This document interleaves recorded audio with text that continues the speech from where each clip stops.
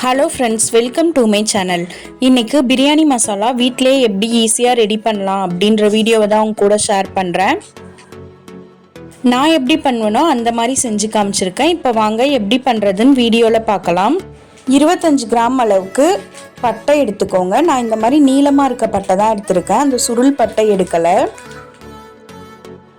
இது கூடவே 10 கிராம் அளவுக்கு ஏலக்காய் எடுத்துக்கோங்க. 10 கிராம் அளவுக்கு கிராம்பு எடுத்துக்கோங்க. இப்போ இது எல்லாத்தையுமே மிக்ஸி ஜாருக்கு மாற்றிக்கோங்க. இப்போ இதை நல்லா பவுடராக அரைச்சி எடுத்துக்கலாம். அவ்வளோதான், ரொம்பவே ஈஸியாக வீட்டிலையே பிரியாணி மசாலா ரெடி பண்ணிட்டோம். இந்த மசாலா பிரியாணிக்கு மட்டும் இல்லை,